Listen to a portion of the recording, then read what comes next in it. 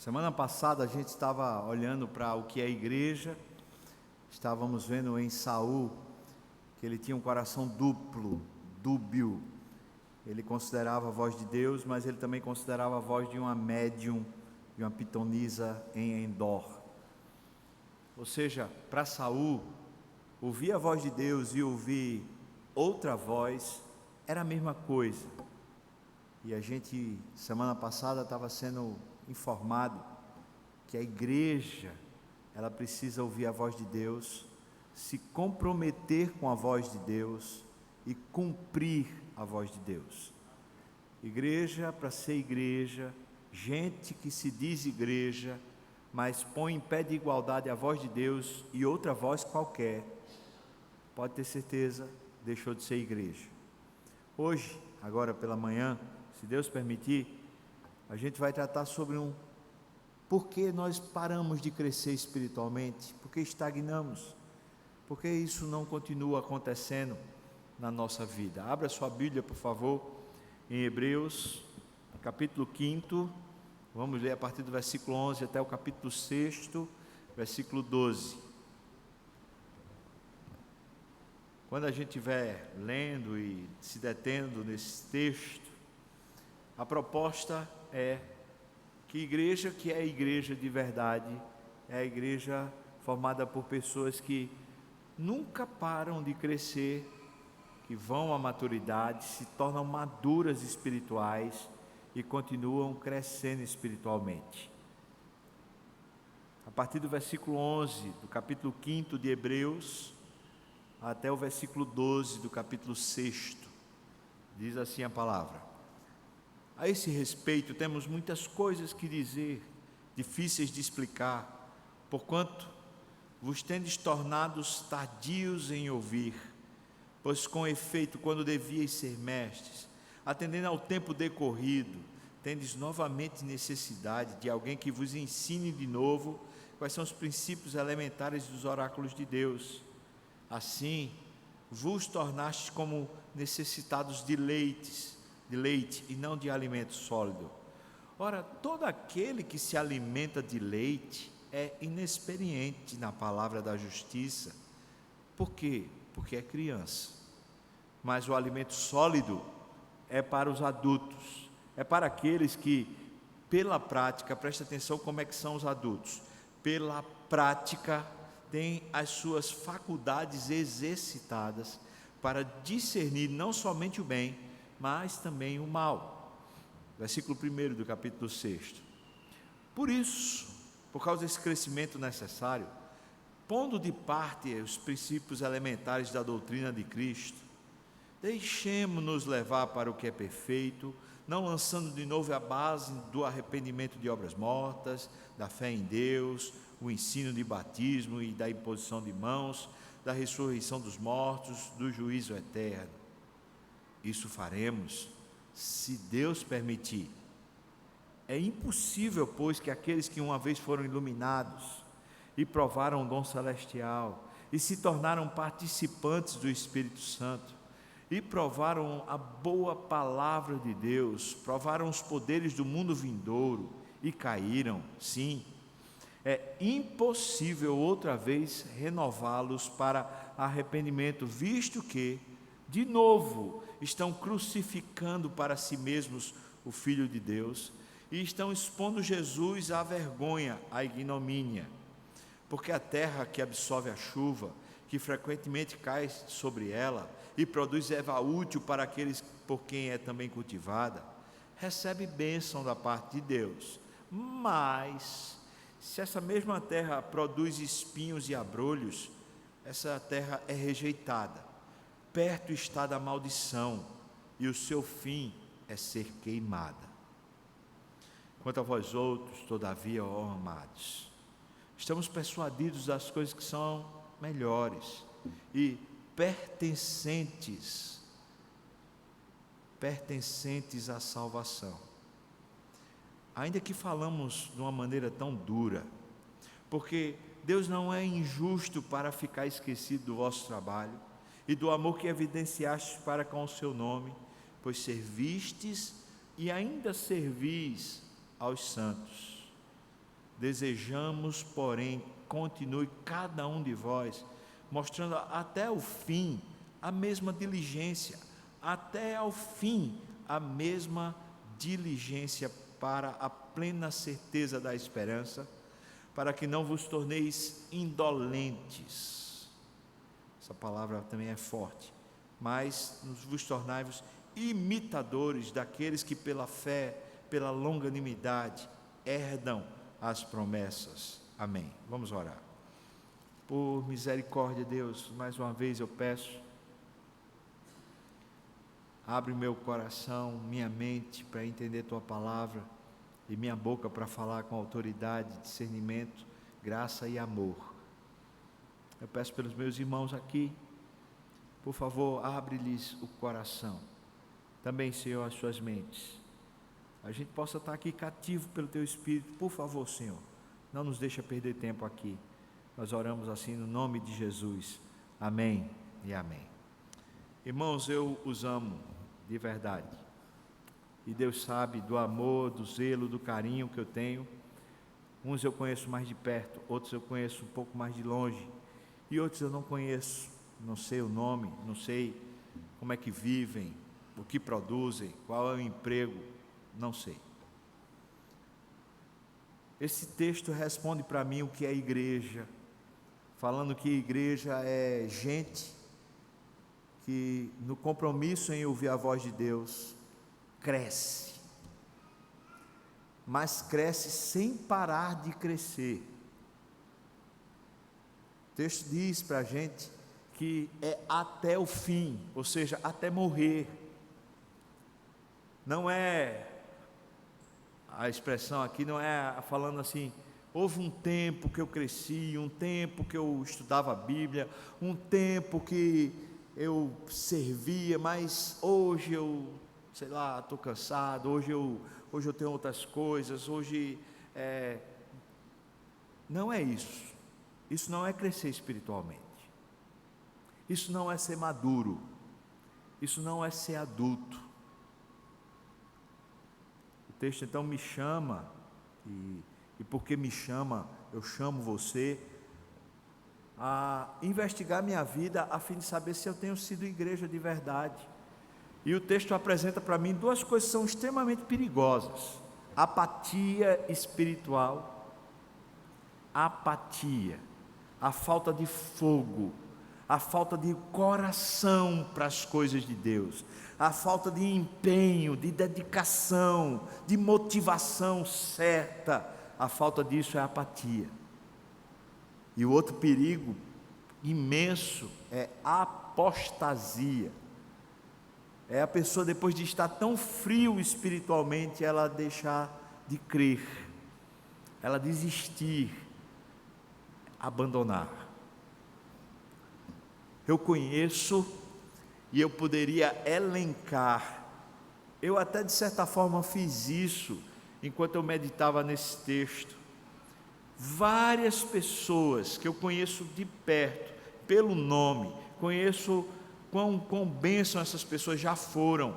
Eu conheço várias pessoas que hoje não frequentam igreja nenhuma,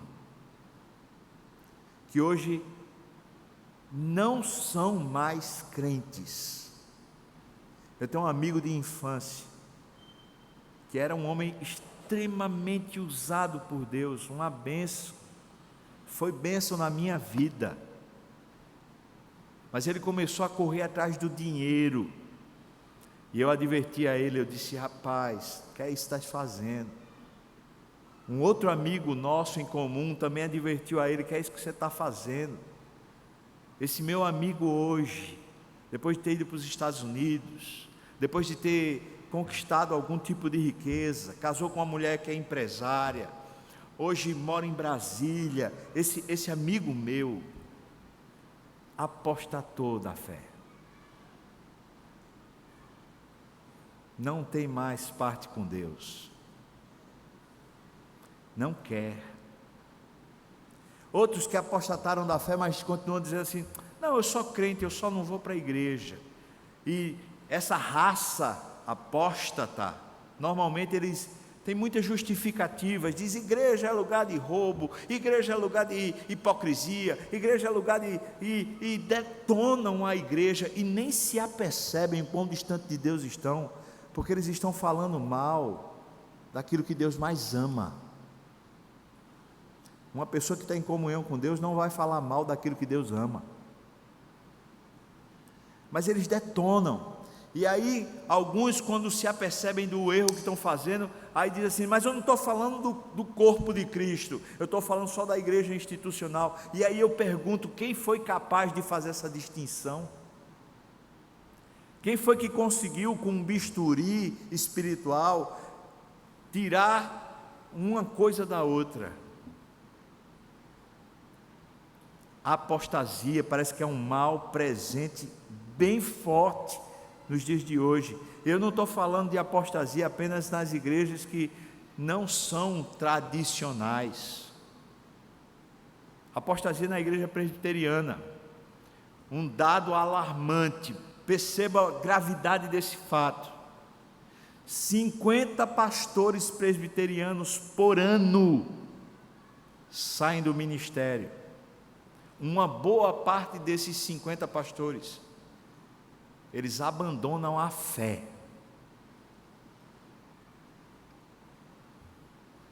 Quantas pessoas você conhecia aqui na Igreja das Graças, que caminhava com você, participava do pequeno grupo, trabalhava de alguma maneira, vinha para um encontro, vinha para uma atividade, vinha para uma coisa, mas não caminha mais?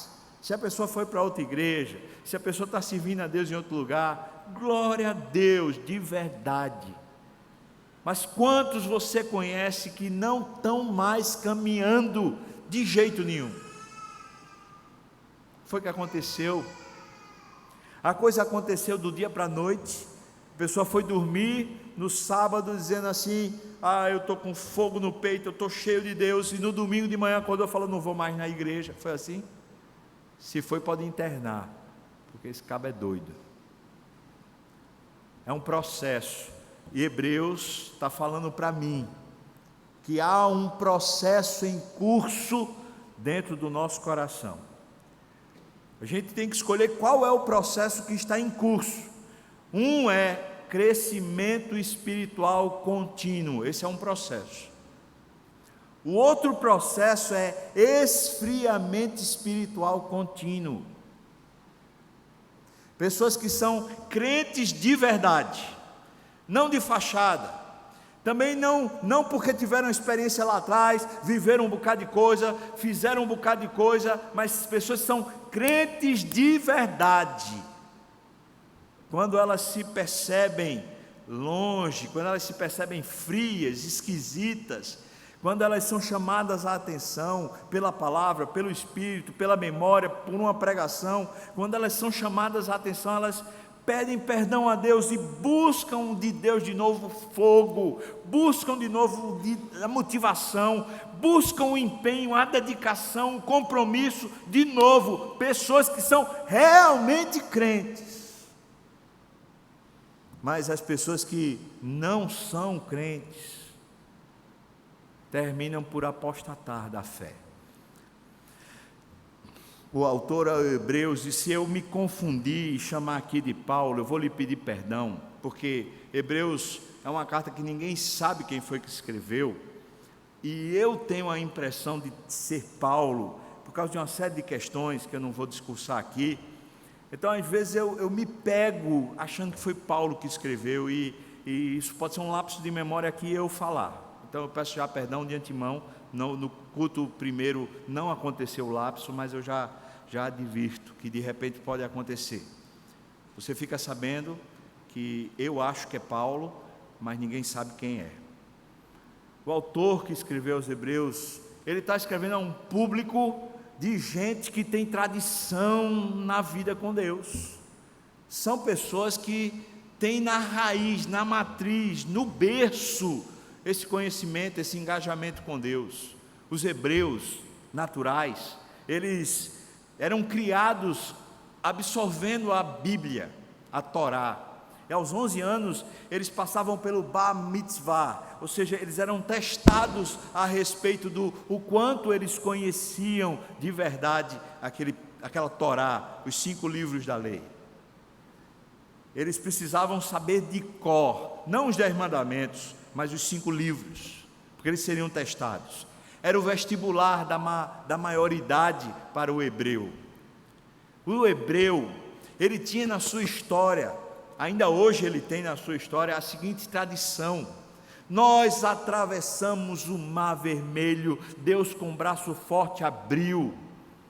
Nós recebemos a lei de Deus no cimo do monte, quando o monte pegava fogo, ninguém podia nem tocar, Moisés estava lá e recebeu as tábuas da lei.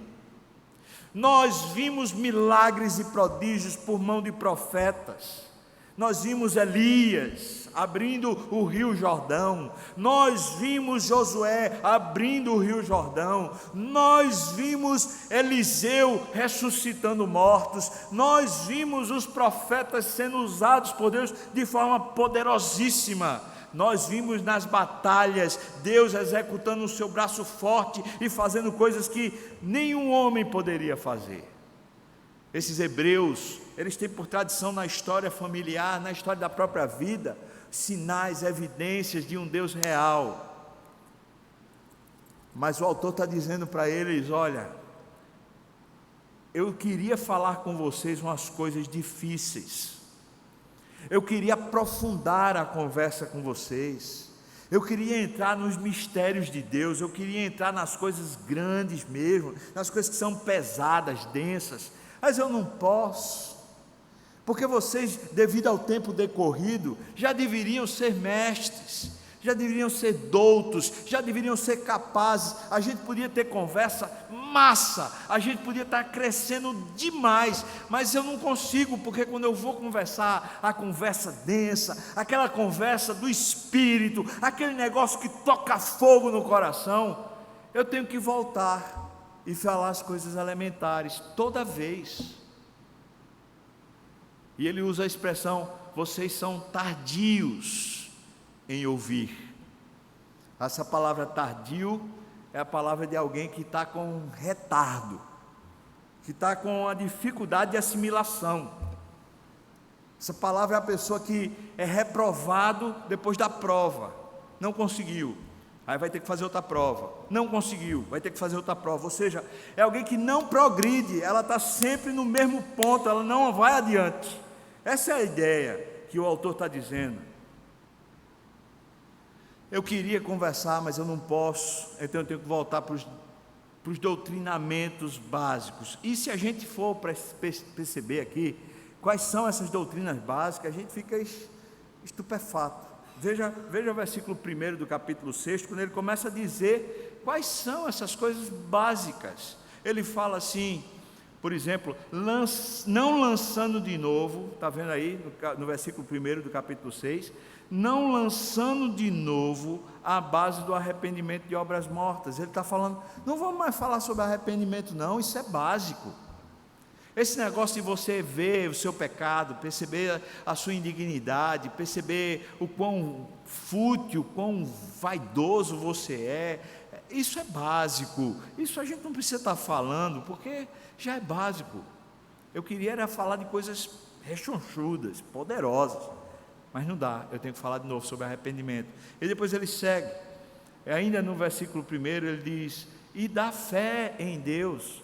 Eu queria conversar com vocês sobre as coisas poderosas, mas eu tenho que voltar a falar sobre fé, porque quando chega a crise, quando bate a dor, a agonia, a doença, vocês ficam cambaleando na fé. Vocês, em vez de esperarem em Deus, se animarem em Deus, se fortalecerem em Deus, com plena convicção de fé, de que Deus é fiel e poderoso, vocês vacilam. Aí a gente tem que voltar a falar de fé de novo. Depois ele fala, e o ensino de batismos, ou seja, que doutrina é essa? Como é que fomos enxertados no corpo de Cristo? Como nos tornamos participantes da vida de Deus? Essa doutrina é básica. Está falando, isso aqui é muito básico. Depois ele segue, e também a imposição de mãos. Duas situações naquela época eram usadas em posição de mãos. Era quando os presbíteros eram chamados para visitar uma pessoa que estava enferma, e então os presbíteros ungiam com óleo e impunham as mãos e oravam. A segunda situação era quando alguém era eleito oficial na igreja, e então se impunha as mãos sobre eles, consagrando-os para o ministério. São essas duas situações que aconteciam naquela igreja. Ele está falando, isso é básico, isso eu não preciso discorrer mais, mas eu percebo que eu tenho que voltar a ensinar a respeito disso para vocês, porque vocês não progridem. Depois ele fala mais, e ele diz, da ressurreição dos mortos.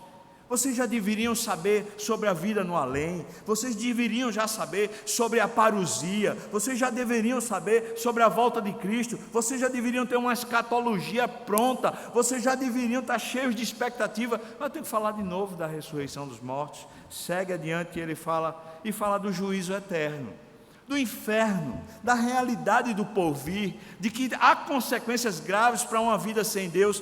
Tudo isso é matéria básica. É impressionante que parece que essas coisas são o doutorado espiritual para muitos de nós. Ele está dizendo que eu não queria mais estar falando sobre isso. É isso que o autor está dizendo. Isso é básico. Eu gostaria de aprofundar a conversa, mas eu nem posso. Porque se eu aprofundar sem ter essa base, só vai sair heresia. É impressionante como as heresias estão fomentadas no meio do povo de Deus, porque a base não se sustenta. Não se sustenta. Não se sabe a base, não se conhece, aí não se progride. Em vez de se progredir, fica-se muitas vezes com uma coisa estranha, com sensações, com esoterismo evangélico, com pragmatismo evangélico, sem que seja profundidade espiritual. Isso eu não consegui fazer porque vocês são tardios. E aí ele diz, vocês são como crianças, não conseguem se alimentar do alimento sólido. Primeira evidência de que a gente está apático, que o texto fala para a gente, é quando a gente não está ávido pela palavra. Você está me ouvindo, irmão? Não me venha com currículo, não me venha com tradições, porque esse povo hebreu tinha mais do que eu e você juntos. Não me venha com uma explicação do momento que você vive, porque esse povo aqui vivia debaixo de perseguição, e eles estavam prontos para serem mortos literalmente. Então não me venha dizer, é a contingência, é o problema, é porque hoje em dia, é porque não sei o que lá. Se a gente usar essas explicações, então esse texto perde a propriedade. E até o que Deus está querendo dizer para nós, perde a sua capacidade também de falar conosco. Deus está dizendo para mim e para você, gente que é crente, gente que é igreja, não é apático, é ávido pela palavra, é doido por Deus, busca, lê, conhece, aprofunda, e aprofunda, e aprofunda, e busca mais.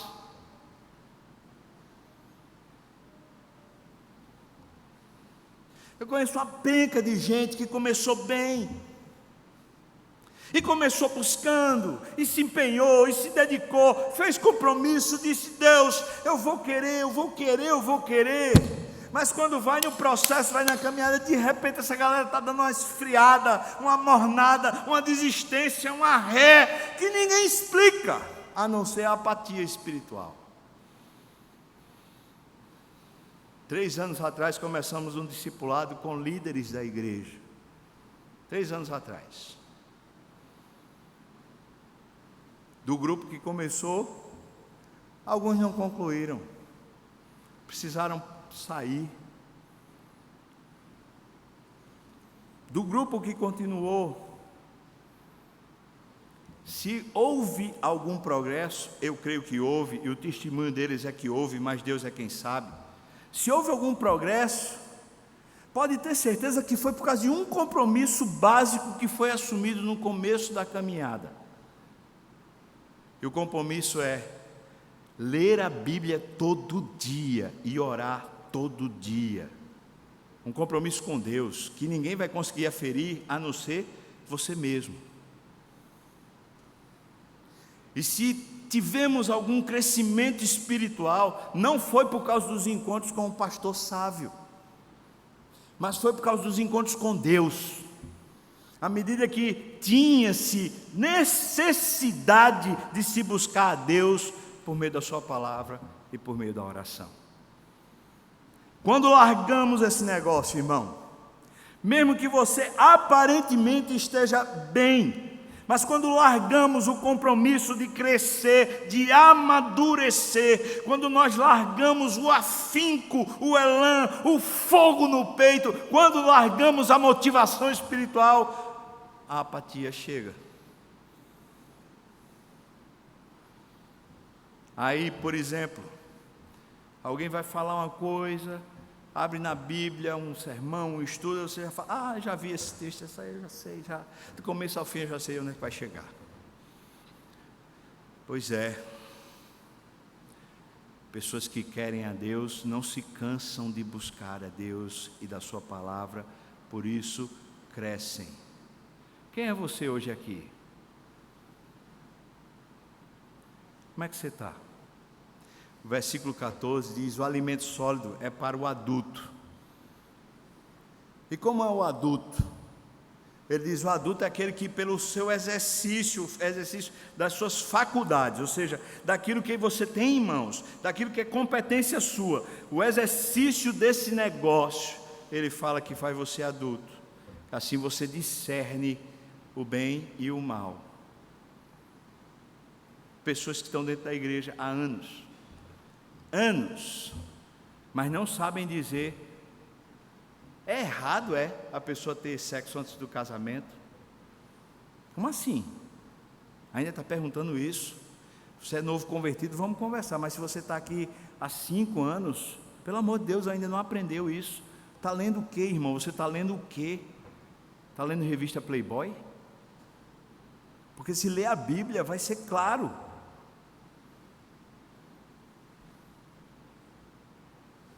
Gente que está na igreja faz tempo, quando vai fazer uma festa de casamento, vai fazer uma festa de aniversário, vai fazer uma festa não sei o quê, não sabe o bem e o mal, não sabe o certo e o errado, eticamente não sabe se comportar, não sabe o que é que estraga os outros, o que prejudica os outros, não sabe, não discerne, não cresce.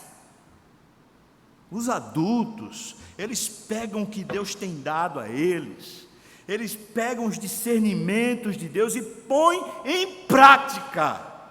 Não é para acusar ninguém, não é para denunciar ninguém, não é para botar o dedo em riste, é simplesmente porque a pessoa quer viver com Deus e para Deus. Esse é o primeiro perigo que é apontado no texto. Mas o segundo perigo que é apontado no texto, e dá a entender pela maneira como ele fala, que o segundo perigo é a apostasia.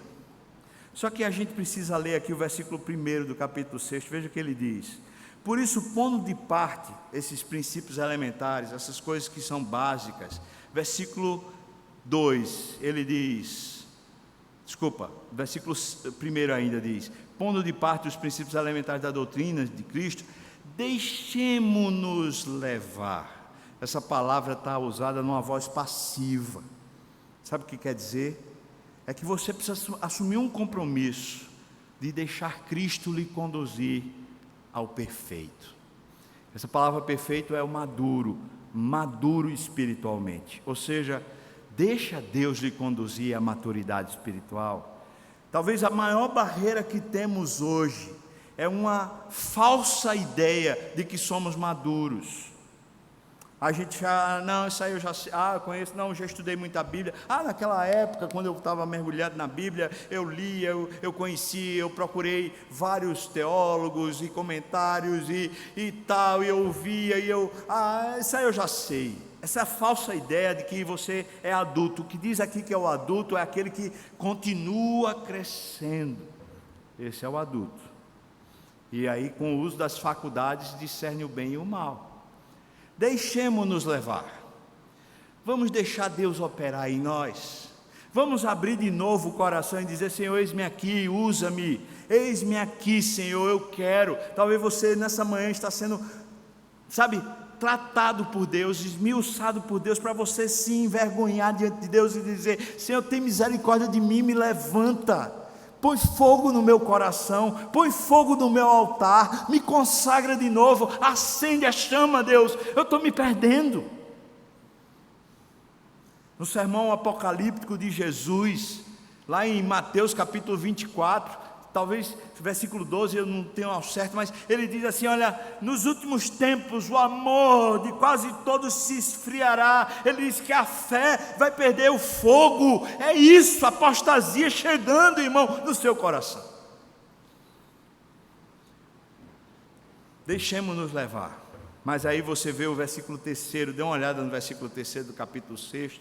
Ele faz: isso faremos, ou seja, vamos ter um compromisso de deixar Cristo nos levar à perfeição ou à maturidade. Isso faremos, se Deus permitir, porque às vezes Deus não permite. E aí, como alguém já disse, que a porca tosse o rabo. É aí que o negócio fede. Porque Deus pode dizer: acabou. E não estou falando da pessoa morrer, não. Eu estou falando de apostasia. Deus pode chegar e dizer: acabou, para você não, não e não. Como Ele fez com Esaú, que com lágrima buscou arrependimento, mas não foi encontrado pelo Senhor. Como Ele fez com Saul na semana passada, que começou bem, aparentemente entre os profetas, aparentemente estava querendo servir a Deus, mas ele começou a fazer o altar dele, começou a fazer o monumento dele, e simplesmente Deus disse: não, está rejeitado, não mais. Isso de deixar-se levar por Deus faremos, se Deus permitir, porque pode ser que Deus não permita. Aí a gente entra no versículo 4, e então ele diz: olha, se Deus não permitir, será impossível. Desista. Pode ter certeza, você não é salvo. Desista, você está no inferno. Desista, impossível. É impossível, pois, que aqueles que uma vez foram iluminados, ou seja, tiveram seus olhos abertos e eles passaram a perceber a realidade de Deus. É impossível que esses que tiveram seus olhos iluminados, versículo 4, provaram o dom celestial. Essa palavra, Augusto Nicodemos traduzindo diz, como a palavra é provar, no sentido literal da boca, do sabor, do paladar. Ele fala, são pessoas que se tornaram membros da igreja e passaram a provar a ceia. Essa ceia que vamos ter hoje à tarde e à noite, é o elemento do céu entre nós. A gente não crê que os elementos pão e vinho, eles se transformem, mas nós cremos que há uma presença real de Jesus entre nós, servindo o seu corpo, servindo o seu sangue, trazendo para a gente vida eterna, poder de Deus, força espiritual. Mas isso acontece para aqueles que creem. Mas ele está falando que esses aqui que estão apóstatas, eles chegaram a participar da ceia. Fala mais, foram participantes do Espírito Santo. Eles estavam naqueles congressos que de repente o fogo desceu e houve um chororô. Eles estavam presentes naquele encontro de jovens, naquele encontro, naquele cursilho, naquele acampamento, naquele retiro, naquele culto. Eles estavam presentes, eles se emocionaram, eles choraram, eles disseram que queriam diferente, eles disseram que iam fazer, eles sentiram frenesi, eles participaram do que o Espírito Santo estava fazendo.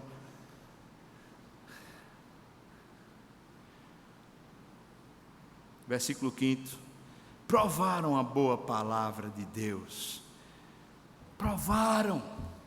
Eles começaram a ver que dá certo. Se você se compromete a andar com Deus e andar no caminho de Deus, a sua vida vai se organizando. É batata, pode ter certeza, vai chegar lá. Eles começaram a provar isso também. também provaram poderes do mundo vindouro. Talvez viram pessoas sendo, o demônio saindo, sendo expelido o demônio de alguém. Talvez viram a cura miraculosa de alguém. Talvez viram os sinais como esse povo viu em toda a sua história. Mas é impossível, porque caíram. Essa palavra caíram aqui é descreram. Deus é só uma ideia agora. Deus é só uma coisa que a pessoa lembra. Não, eu sei a respeito de Deus, eu tenho cultura bíblica, eu tenho ideias a respeito de Deus bem corretas, mas Deus não é mais pessoal. Deus não é mais olho no olho, Deus não é mais sensação, Deus não é mais pele, carne, sentimento, essência, provocação, lã, fogo. Deus não é mais nada disso. Deus é só uma coisa distante, uma ideia, uma idiotice de certa forma. Descreram e caíram. É impossível para esses renová-los por meio do arrependimento, porque não vai haver arrependimento.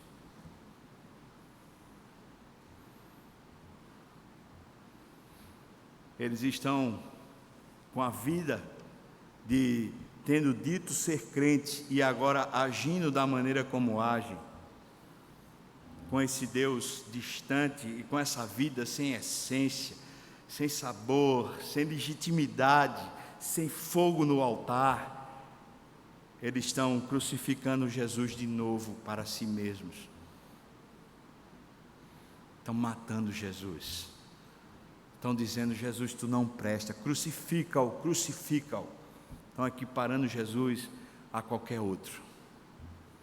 Mas diz mais: estão colocando Jesus de forma vergonhosa para a sociedade. Estão expondo Jesus à vergonha com seu palavreado, com as suas atitudes racionais, com a sua arrogância, com a sua pomposidade, com a falta de simplicidade, com a falta de apego ao Senhor, com a falta de humildade. Estão envergonhando a Jesus publicamente, esses aqui.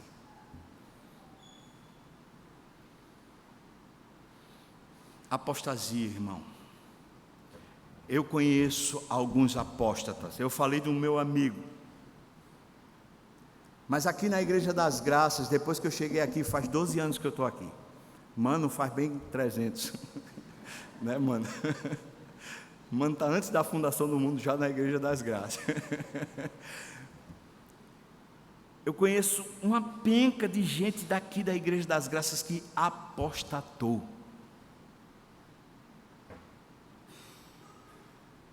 Não crer mais.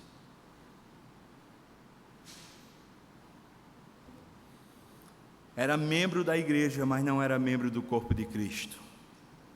Fazia parte dos rituais, dos círculos, das programações, das atividades, mas nunca tinha, de fato, nascido de novo. Por isso esse texto faz a gente ter uma nuvem no ar.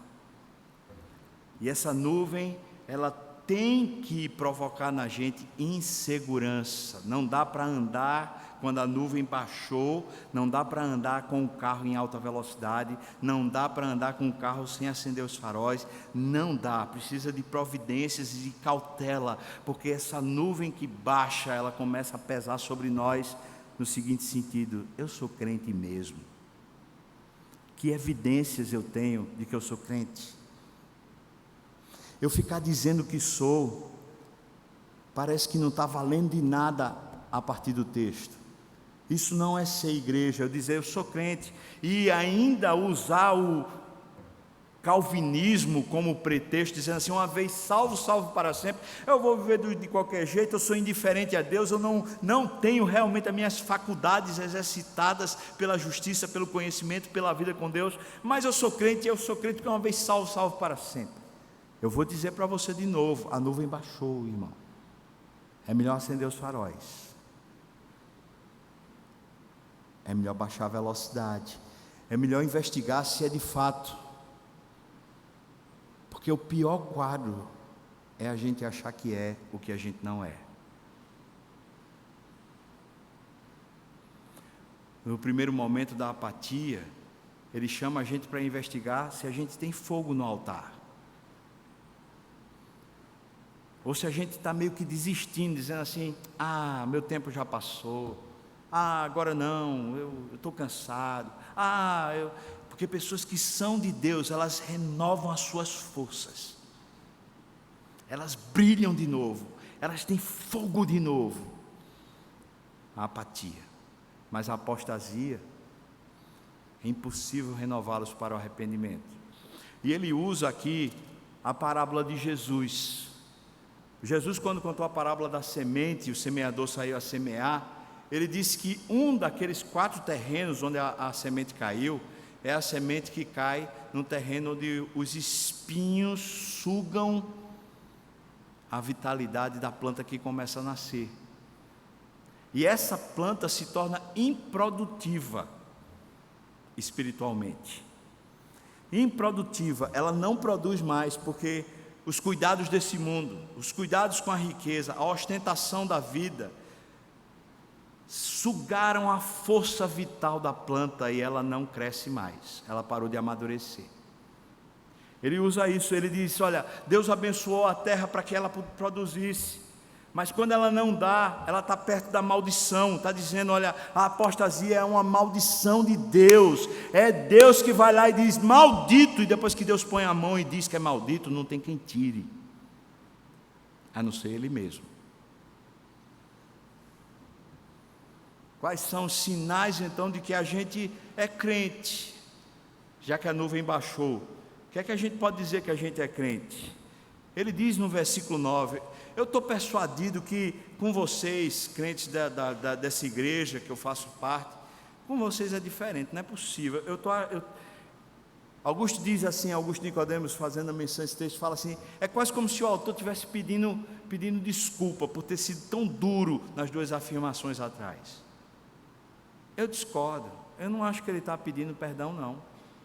Nem está pedindo assim olha, ele não está amenizando. Para mim, o que ele está dizendo é, a impressão que eu tenho quando eu vejo vocês, é que isso está chegando em vocês, mas eu quero crer que vocês podem reagir. Eu acho que é isso que ele está dizendo.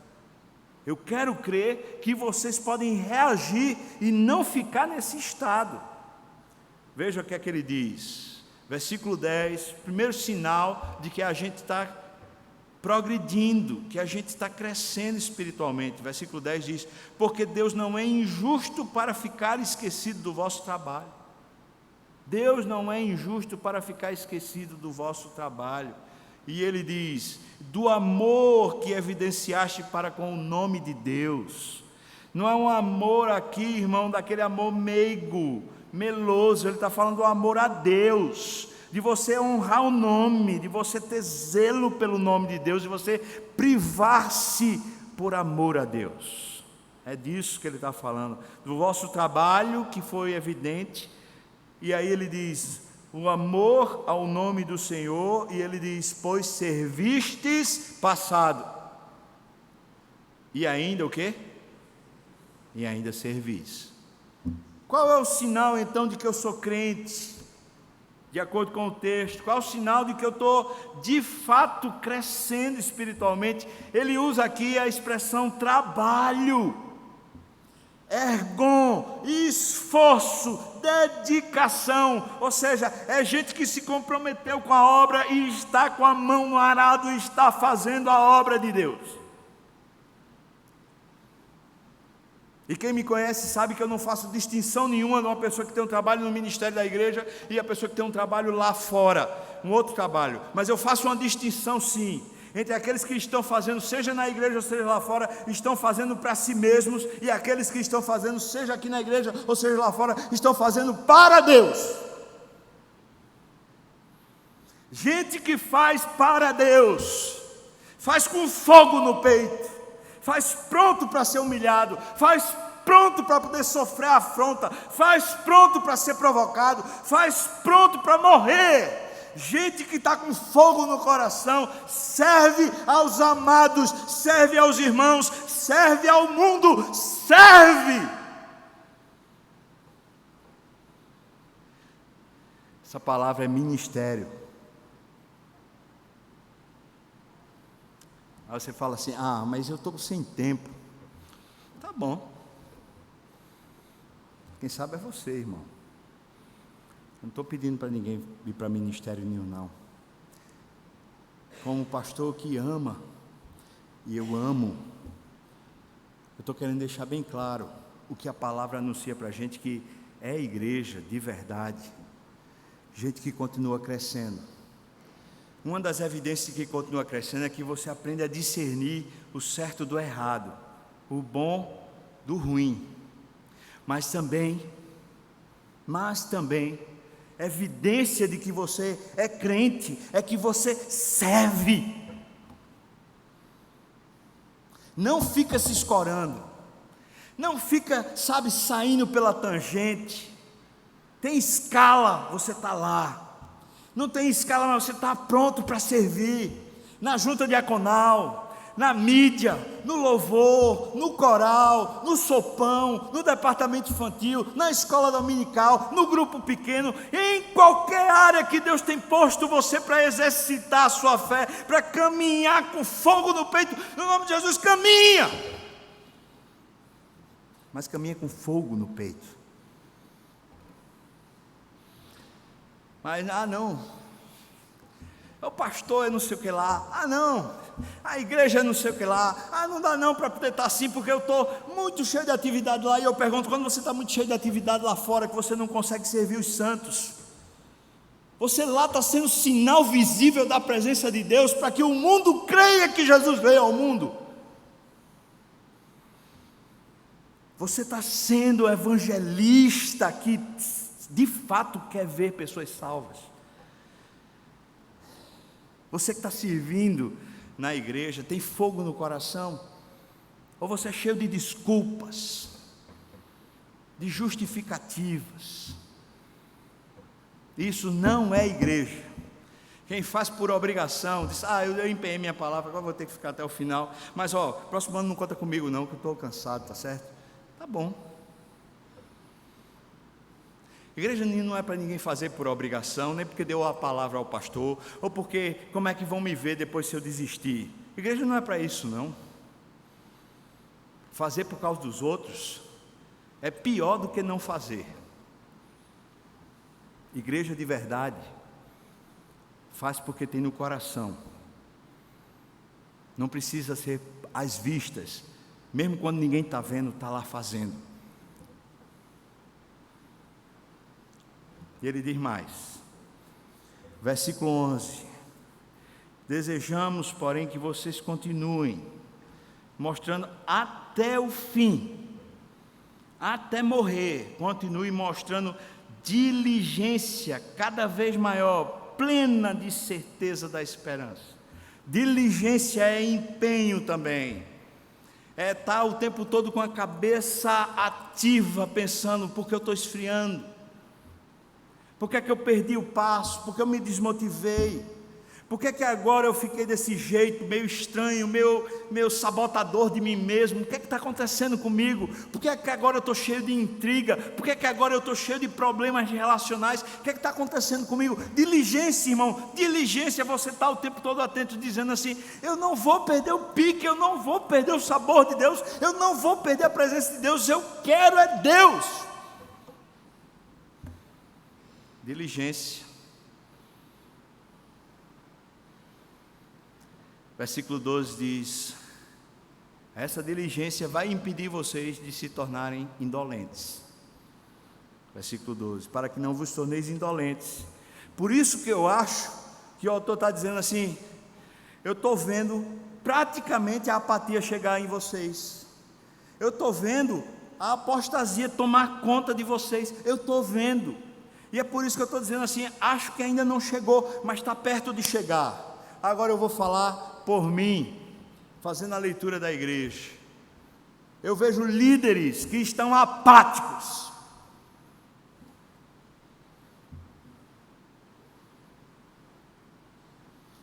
presbíteros, diáconos, pastores, assim como pessoas que estão no louvor, pessoas que estão na mídia, que não vêm à igreja com a expectativa do Deus Santo entre nós.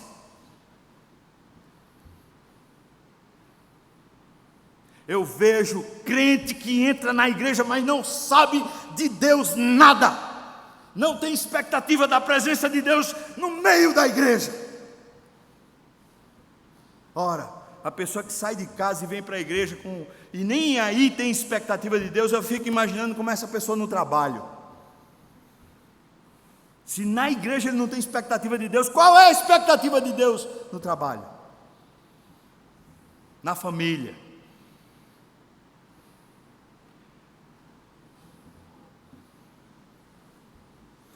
Talvez minha leitura esteja errada porque eu não sou Deus, mas eu acho que a apatia já chegou para muitos. E se você usar, não, mas eu vou para a igreja como justificativa para dizer que não está apático, eu pergunto só para você, como você vem para a igreja?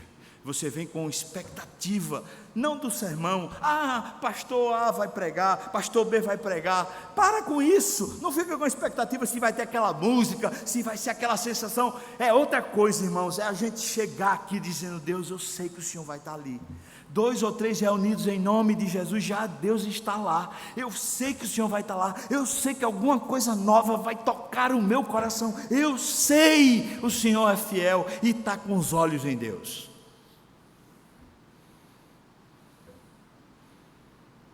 Você tem essa expectativa? Pessoas que crescem, elas se tornam imitadores daqueles que continuam crescendo.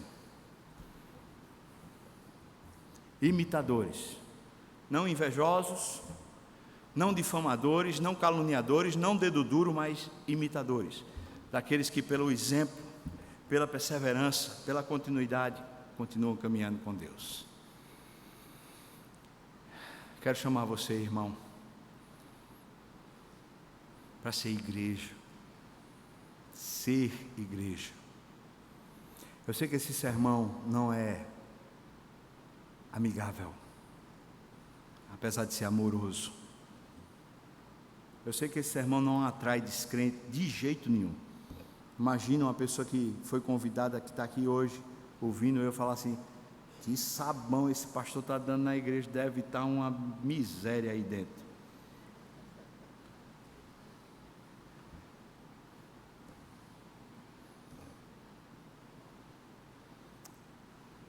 Eu me preocupo realmente com a vida espiritual da igreja. E se Deus tem me dado a graça de poder pastorear esse rebanho dele aqui,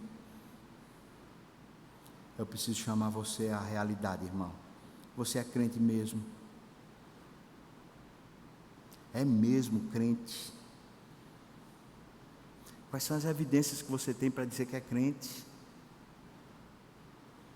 Sua história no passado, pelo amor de Deus.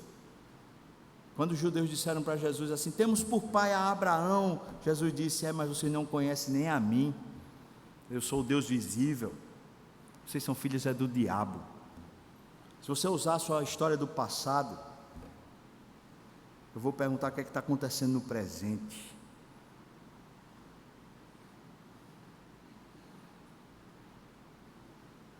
Vamos orar. Pessoal, louvor, se quiser pode vir. Vamos orar. Deus, essa palavra é tão dura e forte para mim, Senhor. Para os meus irmãos também, eu imagino que deve ser bem difícil ouvir. Meu Deus, Tu que amas a Tua igreja, Tu que provaste Teu amor morrendo na cruz, eu peço, por favor, mexa conosco, desperta, restaura, faz caminhar, Senhor, no nome de Jesus, faz caminhar. Não deixa, Senhor Deus, a apatia ser tratada como sendo normal. Por misericórdia faz isso, Senhor. Não deixa também, Pai, que a apostasia seja para a gente simplesmente uma coisa normal. Faz a gente chorar por essas coisas, Deus. Faz a gente se inquietar e te buscar, te buscar, te buscar, te buscar. Pegar a palavra com avidez, pegar a oração com avidez, mas também a prática das boas éticas, da coisa certa, mas também, Senhor, serviço dedicado, comprometido com o teu povo e também com a evangelização do mundo, Pai. Faz isso, Senhor, por misericórdia eu te peço, no nome de Jesus. Amém.